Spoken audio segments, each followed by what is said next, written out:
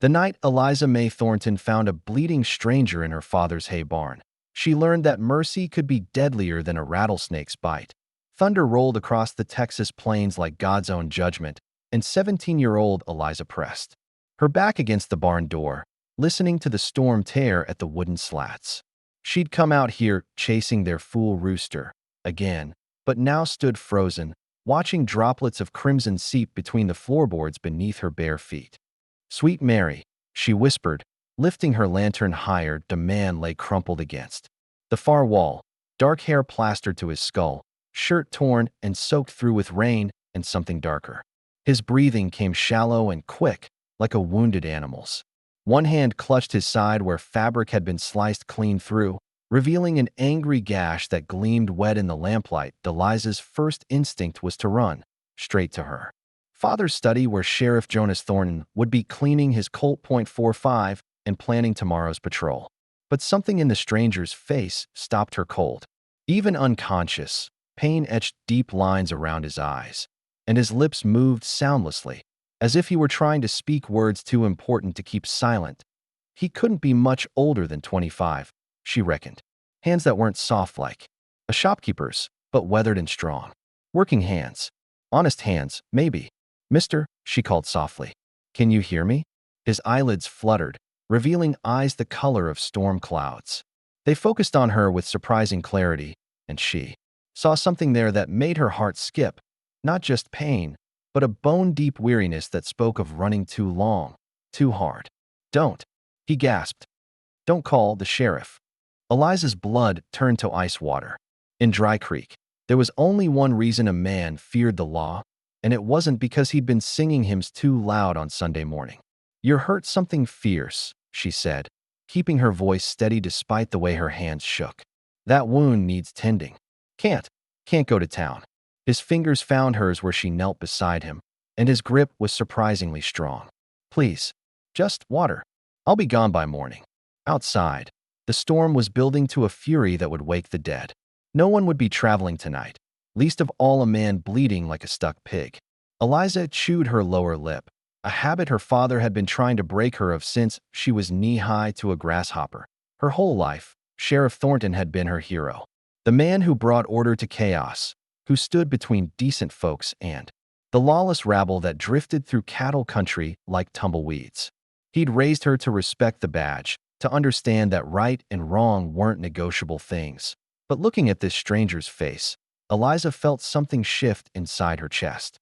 Maybe it was the way he'd said please, not demanding or threatening, but asking. Or maybe it was how young he looked despite the lines of exhaustion, how his eyes held more sadness than hardness. "What's your name?" she whispered. "Cole," he said after a moment's hesitation. Cole Brennan. The name meant nothing to her, but she could see it cost him something to share it. In her experience, men who gave their real names weren't usually the ones running from justice. "I'm Eliza May." She made her decision with the reckless certainty that had gotten her in trouble more times than she could count. "You stay right here. Don't you move a muscle." She slipped out into the storm, rain immediately soaking through her cotton nightgown and turning the yard into a muddy mess. The house stood dark except for the golden glow seeping from under her father's study door. Inside, she could hear him moving around, probably reading one of his law books or writing in that leather journal he kept locked in his desk drawer. The medicine chest in the kitchen held bandages and carbolic acid, along with the laudanum Dr. Matthews had left after her. "Father took that bullet in the shoulder last spring." Her hands moved quickly, gathering what she needed while her mind raced. She was harboring a fugitive. The thought should have terrified her, but instead she felt strangely alive, as if she'd been sleepwalking through her days and was finally truly awake. When she returned to the barn, Cole was sitting up against the wall, pressing a handful of hay against his wound. The bleeding had slowed, but his face was pale as milk. "This is going to sting," she warned, uncorking the carbolic acid. He nodded, jaw set. When she poured the disinfectant over the gash, he went rigid and bit back a curse that would have made her father reach for his belt. But he didn't cry out, didn't pull away from her touch. "You're braver than most men who've sat in our kitchen," Eliza said, beginning to wind clean cotton around his ribs. "What happened to you?" Cole was quiet for so long she thought he wouldn't answer. Then, Wrong place, wrong time. Story of my life. That's not much of a story. It's the only one I've got. She tied off the bandage and sat back on her heels, studying his face in the lantern light. There was something about Cole Brennan that didn't fit the usual pattern of drifters and desperados who passed through Dry Creek. He had the look of a man who'd seen too much, but underneath that weariness was something else. Integrity, maybe. Or maybe she was just a fool girl seeing what she wanted to see. My father's the sheriff, she said quietly. Cole's eyes found hers. I figured as much. What? You've got his eyes. Honest eyes. He paused. Are you going to turn me in? The question hung between them like smoke from a gunshot. Outside, lightning split the sky, and in that brilliant flash, Eliza saw her future balanced on a knife's edge. One choice would keep her safe, keep her the dutiful daughter who'd never questioned her father's word. The other would change everything. Get some rest, she said finally. Morning's still hours away.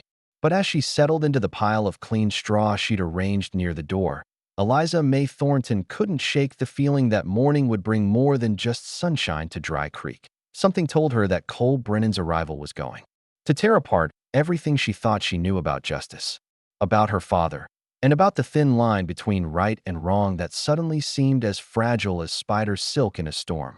Dawn broke like a gunshot across the Texas sky, all crimson and gold bleeding through the barn slats where Eliza had spent the most restless night of her life. Every creak of settling wood, every rustle of straw had her heart hammering against her ribs, expecting her father's heavy boots on the threshold. Cole Brennan looked better in daylight, not by much, but the fever flush had left his cheeks, and his breathing came easier. He was awake when she stirred, watching her with those storm-gray eyes that seemed to see too much. You stayed, he said quietly. Where else was I going to go? But even as she said it, Eliza knew that wasn't the whole truth. She could have slept in her own bed, could have pretended none of this ever happened. Instead, she'd chosen to keep vigil over a stranger who might be everything her father had taught her to fear. Your father will be looking for me. The words hit her like cold water. What makes you say that? Men like me don't get wounded by accident. Cole struggled to sit up straighter, wincing as the movement pulled at his bandages. There was a robbery. 3 towns over. Bank in Cedar Falls. I was there when it happened. Eliza's mouth went dry. You robbed a bank? No. His voice carried a bitter edge. But I saw who did. And that makes me dangerous to the wrong people. Before she could ask what he meant, the sound of approaching hoofbeats froze them both. Multiple horses, moving at a steady pace toward the house. Eliza pressed her eye to a crack between the boards and felt her stomach drop. Her father rode at the head of a group of 6 men, all wearing the hard expressions that meant business. She recognized Deputy Marshal Tom Carver and 3 of the local ranchers who sometimes rode posse. But the other 2 men were strangers, city men in dark suits, their horses too fine for rough country. Hide, she whispered urgently.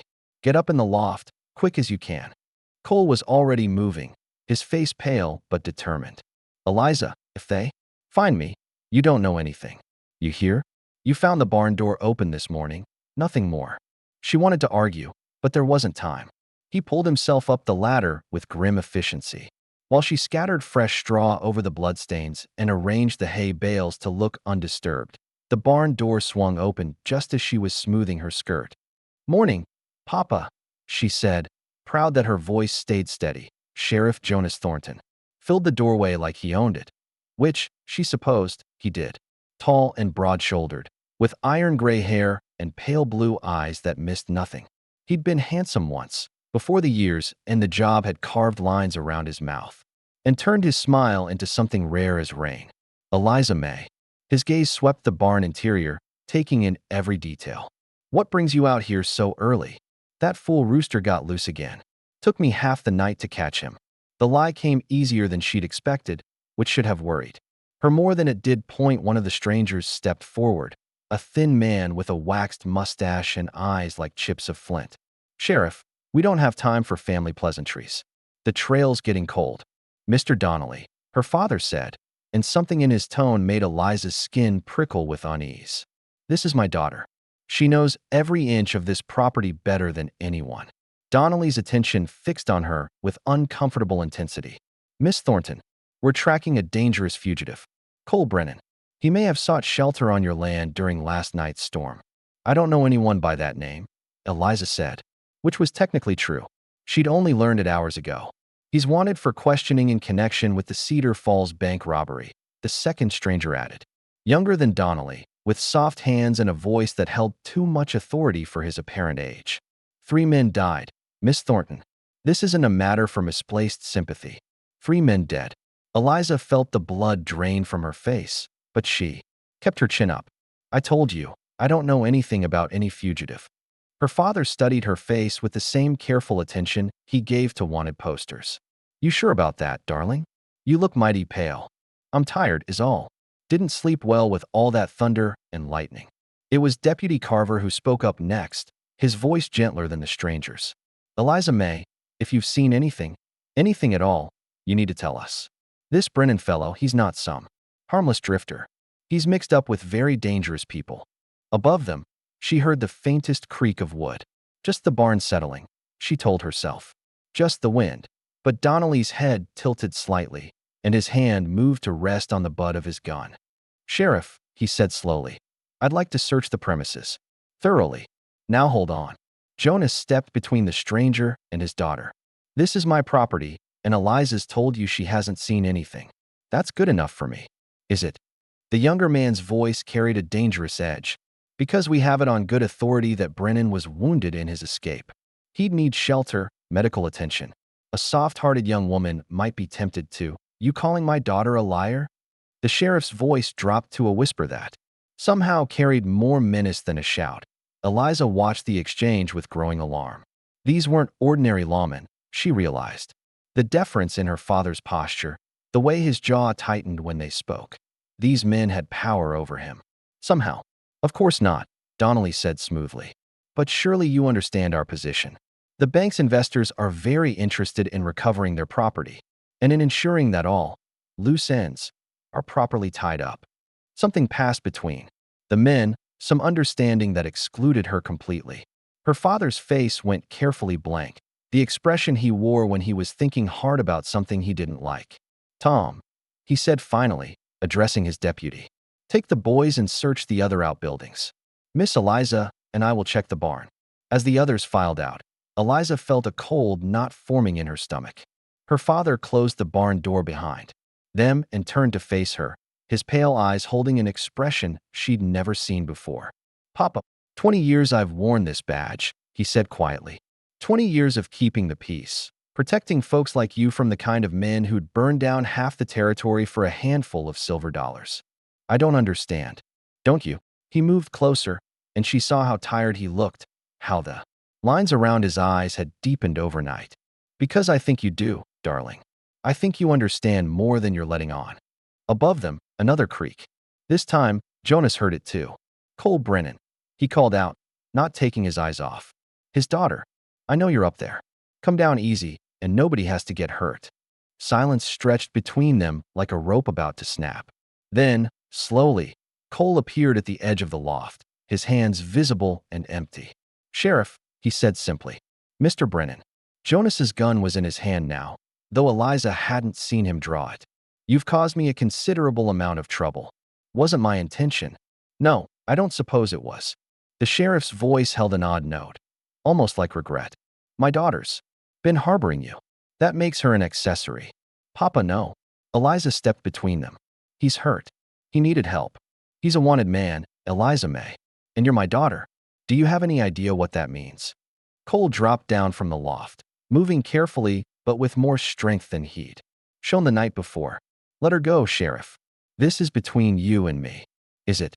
Jonas laughed, but there was no humor in the sound. You think this is some dime novel where the hero rides off into the sunset? Those men outside, they don't care about justice. They care about silence. What are you talking about? Eliza demanded. Her father looked at her for a long moment, and she saw something break behind his eyes. The Cedar Falls job wasn't just a robbery, darling. It was a message. And Mr. Brennan here saw something he wasn't supposed to see. Cole's jaw tightened. I saw you there, Sheriff. Talking to the real robbers after they came out of that bank. Saw you shake hands with the man who shot down 3 innocent people in cold blood. The words hit Eliza like a physical blow. She staggered backward, staring at her father as if she'd never seen him before. "That's not possible," she whispered. "Eliza, no."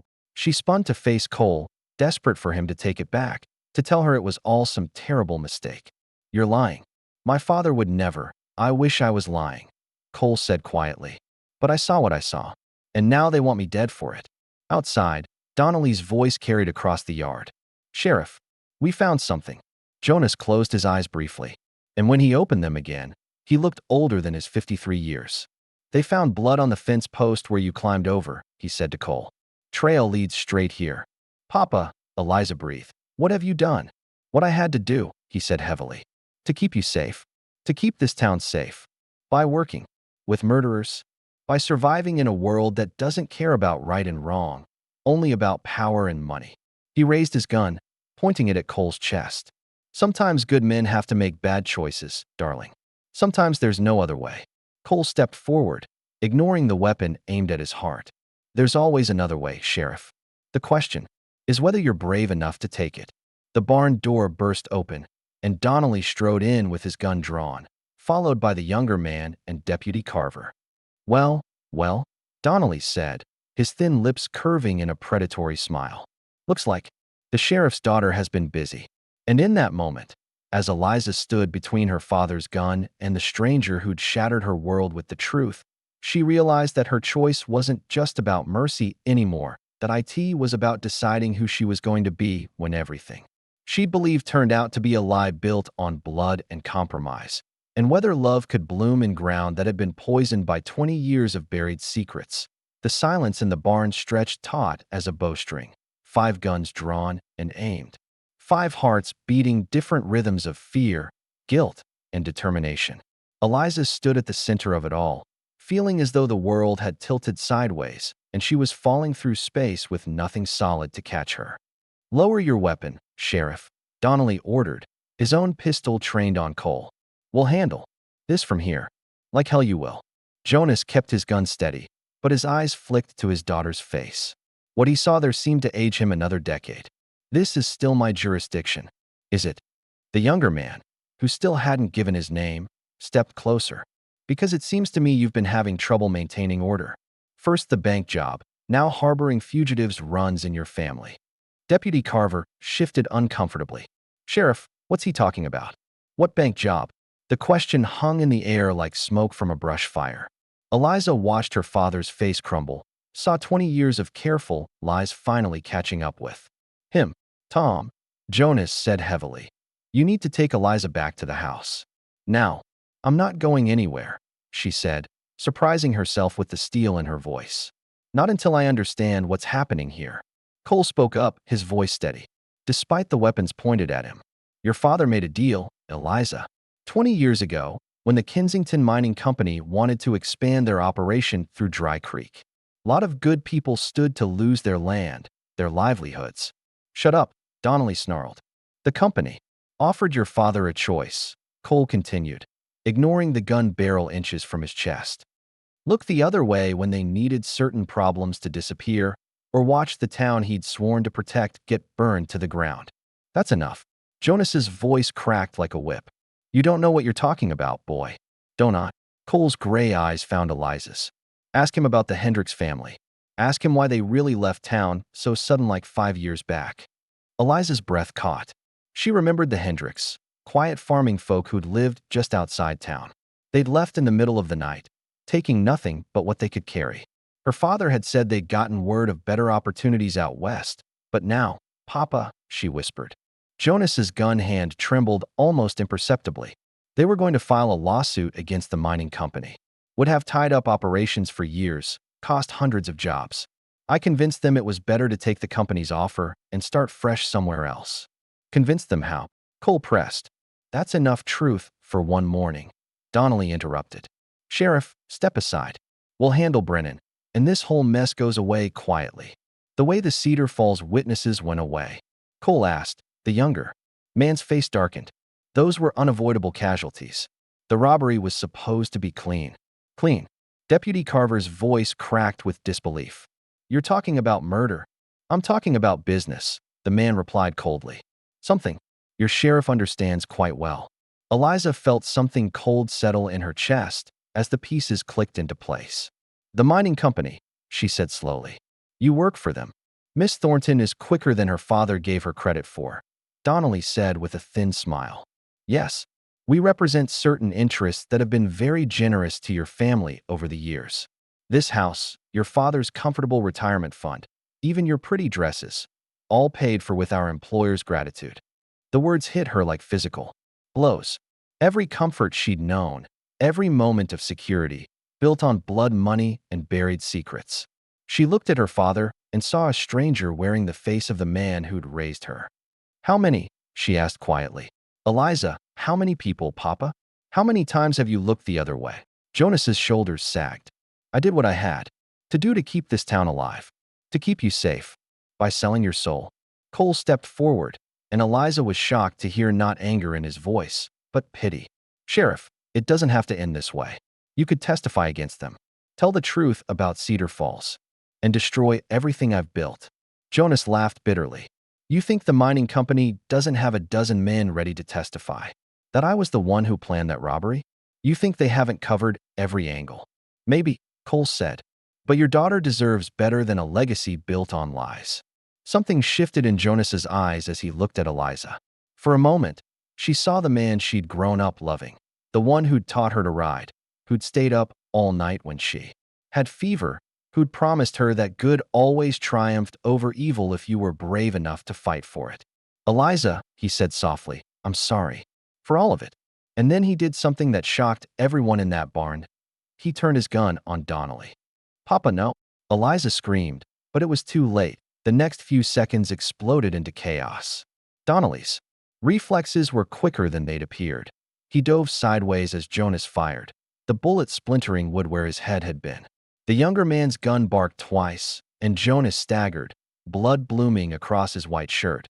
But Deputy Carver was moving too, his weapon aimed at the strangers who'd revealed themselves as something far worse than ordinary lawmen. "Drop your guns," he shouted. "Drop them now." Cole lunged for Donnelly's fallen weapon as the man rolled behind a hay bale. Eliza found herself pressed against the barn wall, watching the world she'd known crumble into violence and gunsmoke. Her father was on his knees now, one hand pressed to his shoulder, the other still gripping his Colt. "Tom," he gasped, "get them out of here. Both of them." "Sheriff, that's an order." Blood flecked Jonas's lips, but his voice carried all the authority it had ever held. "These men aren't lawmen. They're hired killers, and they'll burn this whole town down to cover their tracks." The younger man appeared from behind a feed trough, his gun trained on Carver. "Very dramatic, Sheriff, but ultimately pointless. Too many people know too much. Starting with your daughter." The words hit Eliza like ice water. "What do you mean?" "I mean you've seen our faces, heard our conversation. You're what we call a liability." Cole's voice cut through the barn like a blade. "You'll have to go through me first." The stranger smiled. "That can be arranged." But before anyone could fire another shot, the barn door exploded inward, and a new voice boomed across the chaos. "Nobody move." Texas Rangers.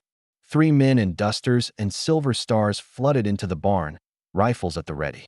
Their leader, a tall man with a gray mustache and eyes like chips of granite, surveyed the scene with the calm of someone who'd walked into 100 similar situations. "Captain Jake Morrison, Company C," he announced. "Everybody drop your weapons. Now." Donnelly's face went white. "Captain, there's been a misunderstanding. Only misunderstanding here is you thinking we wouldn't catch up with you, Frank." Morrison's rifle never wavered. "We've been tracking you boys since you left Cedar Falls. Amazing what a dying bank teller can tell you when he's got nothing left to lose." "You're too late," the younger man snarled, and Eliza saw his gun swing toward her. But Cole was already moving, throwing himself between her and the weapon just as it fired. The bullet took him high in the chest, spinning him around and dropping him to the barn floor. "Cole!" Eliza fell to her knees beside him, her hands coming away red as she pressed them to his wound. "Oh God, Cole, stay with me." His eyes found hers, gray as storm clouds, but somehow peaceful. "Eliza," he whispered. "Your father." He tried to do right at the end. The Rangers had Donnelly and his partner in custody now, their weapons confiscated, but Eliza barely noticed. All her attention was focused on the man bleeding in her arms, The stranger who'd shown her that sometimes the most dangerous thing you could do was trust someone, and sometimes it was the only thing that could save you. Don't you dare die on me, Cole Brennan, she said fiercely. Not when I'm just figuring out who you really are. He smiled, and blood stained his teeth. I'm just a man trying to do better than his past. Same as your father. Captain Morrison knelt beside them, his weathered hands gentle as he examined Cole's wound. He'll live, miss. Bullet went clean through, missed the vital parts. Your quick thinking with those bandages probably saved his life. Behind them, Deputy Carver was helping Jonas to his feet. The sheriff's wound was painful but not fatal, and his eyes held a clarity that Eliza hadn't seen in years. Captain, Jonas said, his voice stronger now. I have information about the mining company's operations. Names, dates, bank records. Everything.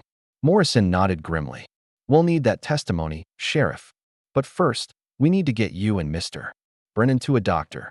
As they prepared to move Cole, he caught Eliza's hand.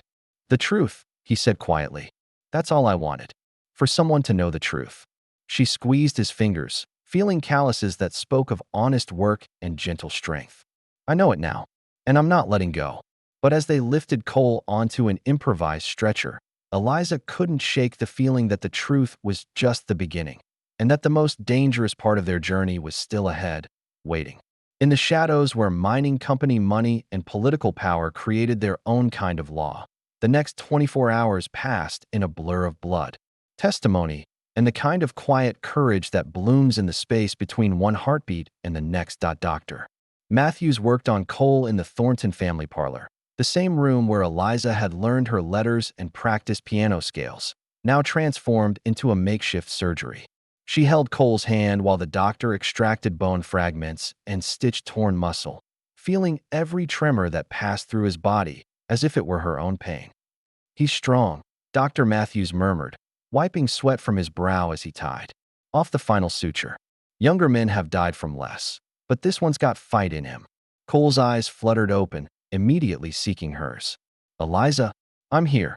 She smoothed damp hair back from his forehead, marveling at how natural the gesture felt.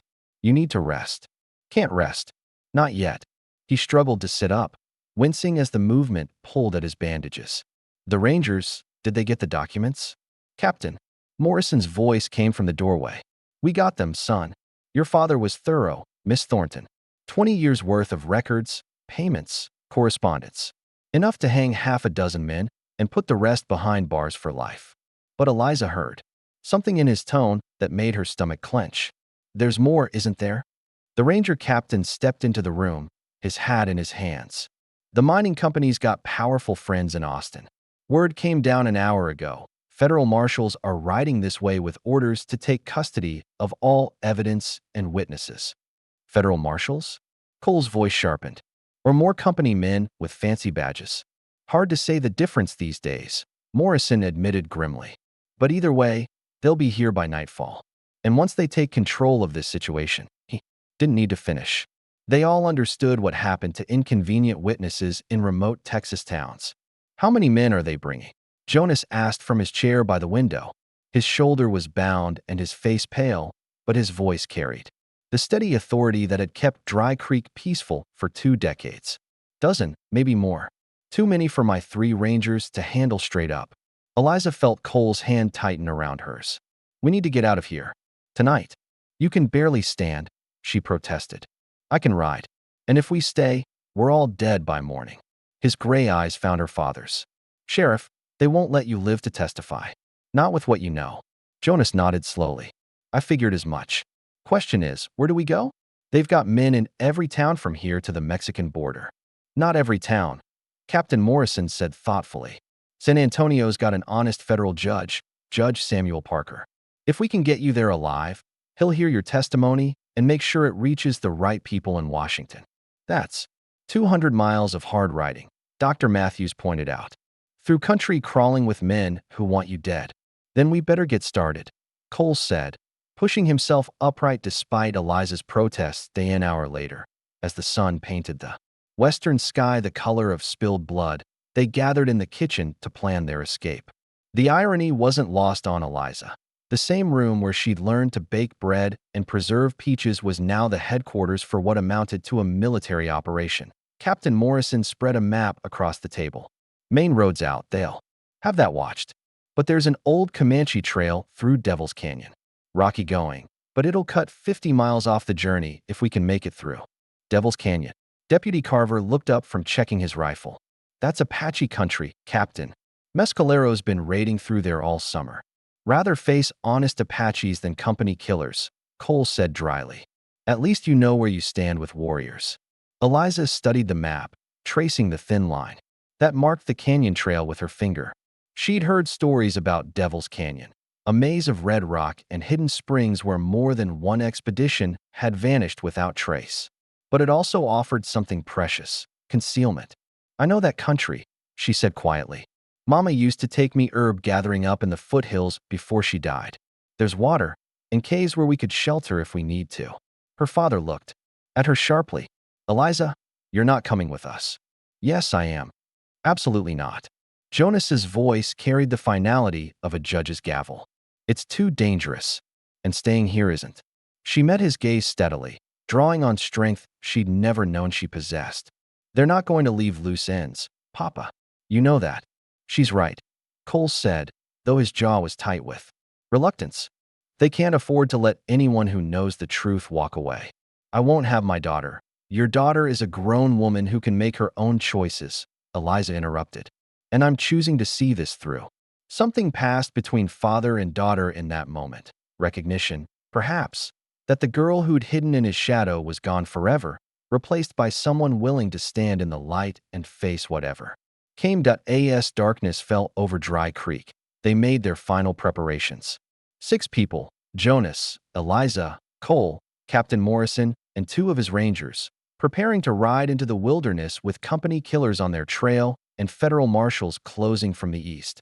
Eliza packed light. Water, hardtack, bandages, and her mother's pearl-handled derringer, a wedding gift she'd never expected to need. She was checking the cylinder when Cole appeared in her doorway, moving carefully but under his own power. Second thoughts, he asked. Every minute, she admitted. But I'm still going. He studied her face in the lamplight. Why? You don't owe me anything, Eliza. This isn't your fight, isn't it? She turned to face him fully. They killed innocent people. They corrupted my father. They were going to kill you for telling the truth. If that's not worth fighting for, then what is? Something shifted in his expression. Surprise, perhaps, or something deeper. In Cedar Falls, when I saw your father with those men, I thought the whole world had gone corrupt, that there wasn't anyone left who cared about right and wrong. And now I think maybe I was looking in the wrong places. The words hung between them, heavy with possibility and the weight of unspoken feelings. Eliza felt her breath catch as Cole stepped closer, his hand coming up to cup her cheek. When this is over, he said quietly, if we both live through it, would you consider letting a reformed drifter court you proper? She leaned into his touch, marveling at the gentleness in hands that had seen so much hardness. I might, if he promised to stop taking bullets meant for other people. His laugh was soft and warm. I'll do my best. They might have kissed then, might have sealed the promise with something more than words, but the sound of approaching hoofbeats shattered the moment. Too many horses, riding hard toward town. They're early. Morrison's voice carried from the front of the house. Mount up. We leave now. The next hour was a nightmare of shadow and sound.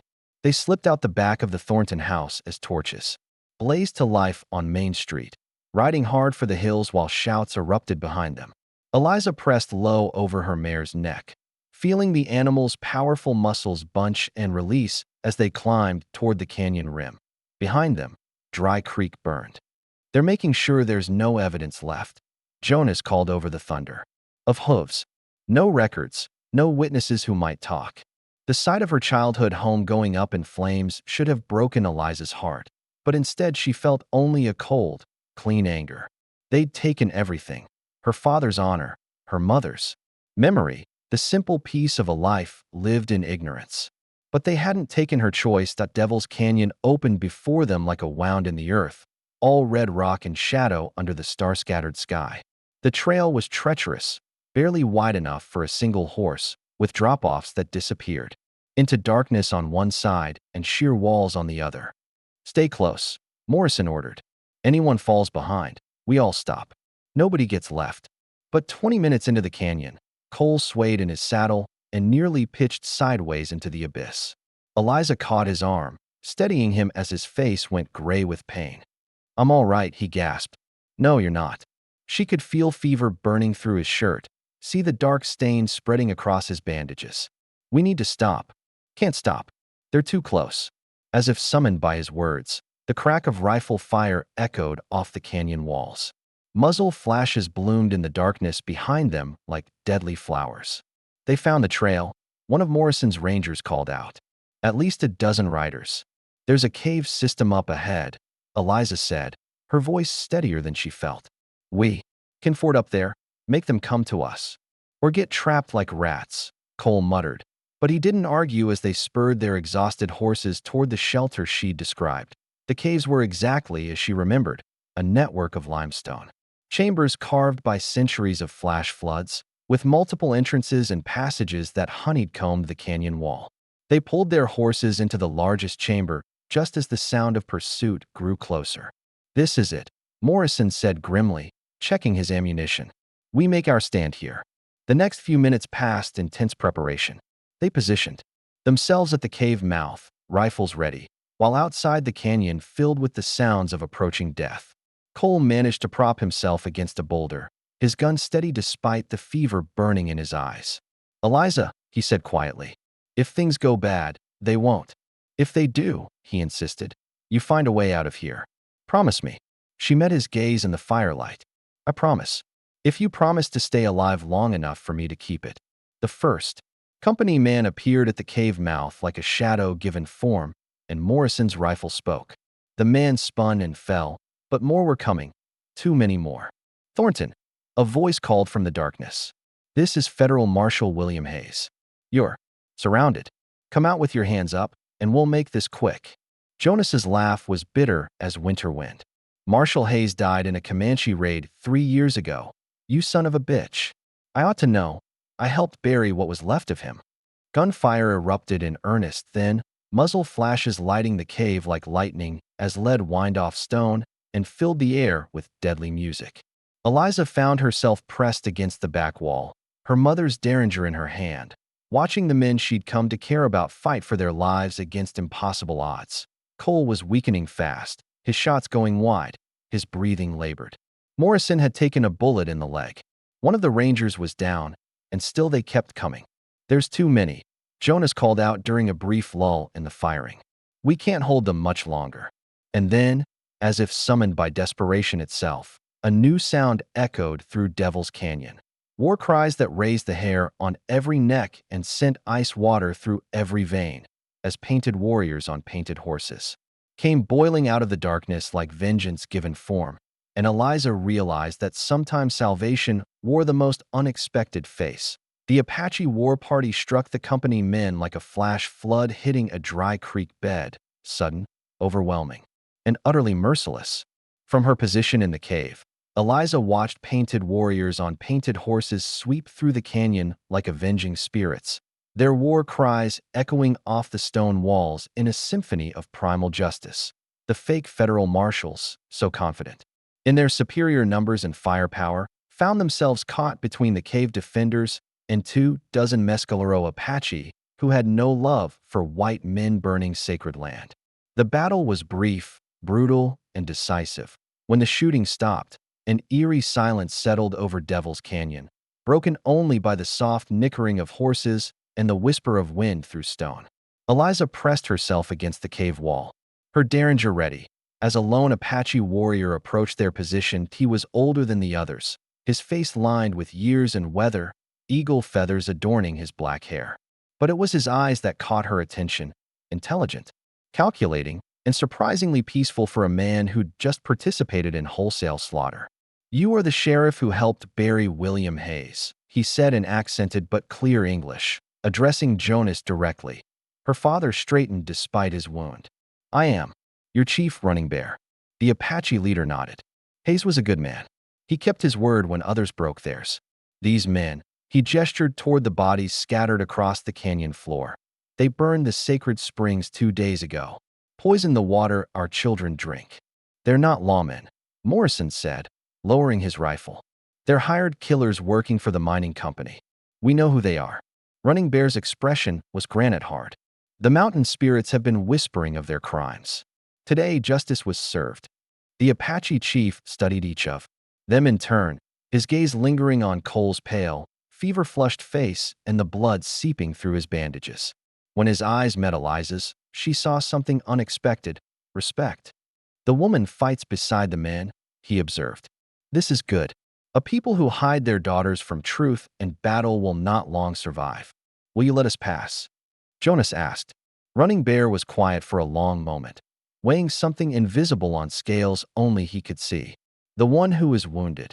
He was the eyes that saw truth when others chose blindness. Yes, Eliza answered before anyone else could speak. He risked everything to expose murderers and thieves. Then he is welcome in Apache land. We will escort you to the canyon's end. See that you reach the white man's justice safely. The chief's weathered face cracked in what might have been a smile. Perhaps this time, justice will have teeth. The next 12 hours blurred together like a fever dream. The Apache warriors guided them through hidden trails Eliza had never imagined existed, paths that wound through secret canyons and over mesas that seemed to touch the stars themselves. Cole drifted in and out of consciousness, but his breathing grew stronger as the night wore on, as if the desert air itself was healing him.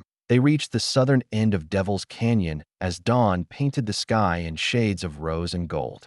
Below them stretched the wide valley that would lead to San Antonio and Judge Parker's court, and hopefully, finally, to justice. From here, you ride alone, Running Bear told them. The spirits have been satisfied. The mountain remembers those who honor the dead. As the Apache warriors melted back into the landscape like morning mist, Eliza found herself alone with Cole while the others prepared for the final push to San Antonio. He was sitting up now, color returning to his cheeks, his gray eyes clear and focused. You saved my life, he said quietly. Again, you saved mine first. In that barn, when you could have just run. I had nowhere to run to. His hand found hers, calloused fingers intertwining with her softer ones. Never had a place worth staying for before. The words hung between them, heavy with possibility and the weight of shared danger survived. Around them, the desert was waking up, cactus flowers blooming in the morning light, birds calling from hidden perches, life asserting itself in the face of all the death they'd witnessed. Eliza, Cole began, but she pressed a finger to his lips. Don't say anything you might regret when the fever clears completely, she said with a smile that was part tenderness, part mischief. I'm not fevered now. His voice was steady, certain. What I said in the cave, about courting you proper, I meant every word. She studied his face, seeing past the rough exterior to the man beneath. Cole Brennan had been shaped by hardship and loss, but he hadn't let it break him. Instead, it had forged him into something rare, a man who would risk everything for truth, who would take a bullet for a stranger, who could find love blooming in the unlikeliest soil. Then you better ask me proper, she said. Cole struggled to his feet, swaying only slightly, and took her hands in both of his. Miss Eliza May Thornton, he said with mock solemnity, would you do me the honor of allowing me to court you with the intent of asking for your hand in marriage, assuming we both survive whatever comes next? That's the most qualified proposal I've ever heard, she laughed. It's the only one you've heard. True. She rose on her tiptoes and kissed him then, soft and sweet and full of promise. Yes, Mr. Brennan. I believe I would like that very much. The ride to San Antonio took 3 more days, but they passed without incident. Word had already reached the city about the events in Dry Creek. Telegraph lines carried news fast, and Judge Parker was waiting for them with federal marshals who actually were federal marshals. The trial that followed made headlines across Texas and beyond. Jonas Thornton's testimony, backed by 20 years of meticulously kept records, brought down not just the Kensington Mining Company, but a network of corruption that reached all the way to Washington. Dozens of men went to prison. Millions of dollars were recovered and returned to the families who'd been cheated, robbed, and murdered. Cole was cleared of all charges related to the Cedar Falls robbery, his heroism in exposing the truth earning him not just freedom but respect. The governor himself pinned a medal on his chest, though Cole later admitted to Eliza that he'd have traded all the accolades for one more quiet evening on her father's porch. Speaking of her father, Jonas Thornton faced his own reckoning. His cooperation earned him a reduced sentence, 5 years in prison, with the possibility of parole in 3 for good behavior. It wasn't perfect justice, but it was honest justice, which was more than any of them had expected 6 months ago. On the day before he was to report to the federal prison in Austin, he sat with Eliza on that same porch where she'd learned to see the world in black and white terms. "I failed you," he said quietly. "Failed the badge, failed your mother's memory. Failed everything I swore to protect." "You made mistakes," she replied. "But in the end, you chose to do right. That has to count for something, does it? To you?" Eliza was quiet for a long time, watching Cole work with the horses in the corral. He'd bought the old Thornton place from the county, planned to run cattle, and maybe do a little horse training. Simple, honest work that would let him sleep peacefully at night. "I love you, Papa," she said finally. "I always will. But I can't be the little girl who thought you were perfect anymore. That girl died in the barn when I learned the truth." "And who are you now?" She smiled, feeling the weight of the pearl engagement ring Cole had given her just that morning. "I'm a woman who knows the difference between a man and a hero. Who understands that good people can make bad choices, and that sometimes the most courageous thing you can do is admit when you're wrong." Jonas nodded slowly. "Your mother would be proud of who you've become." "I hope so." 3 months later, on a crisp October morning when the desert air smelled of sage and possibility, Eliza May Thornton became Eliza May Brennan in a simple ceremony performed by Judge Parker himself. The guest list was small: Captain Morrison and his rangers, Deputy Carver, Dr. Matthews, and a handful of townspeople from the new dry creek that was rising from the ashes of the old. As they exchanged vows in the garden behind the rebuilt church. A red-tailed hawk circled overhead, its cry echoing across the valley like a blessing. In the distance, storm clouds gathered on the horizon. But here in this moment, under the vast Texas sky, there was only sunshine and the promise of tomorrow. "You may kiss your bride," Judge Parker said with a smile. Cole pulled her close, his gray eyes bright with love and laughter. "Hello, Mrs. Brennan." "Hello yourself, Mr. Brennan." And as their lips met, sealed in a kiss that tasted of hope and new beginnings, Eliza thought about the night she'd found a bleeding stranger in her father's barn. She'd offered him mercy then, never dreaming that he would offer her something even more precious in return: the courage to choose love over fear, truth over comfort, and the rocky but honest path over the smooth road paved with lies. The desert bloomed around them, cactus flowers bright as jewels in the morning sun, proving that even in the harshest ground, beauty could take root and flourish. And somewhere in the distance, carried on the wind like a promise, came the sound of church bells ringing out across the valley, calling all who would listen to come and witness the miracle of second chances. Well now, friends, if that tale of love blooming in the hardest ground didn't warm your hearts like a campfire on a cold night, then this old storyteller don't know what will. Drop us a line in the comments below to let us know what you thought of Eliza May and Cole's journey from that first fateful night to their wedding day. And if you're hankering for more tales of romance and redemption under the big Texas sky, well then, you best hit that subscribe button faster than a gunslinger draws iron.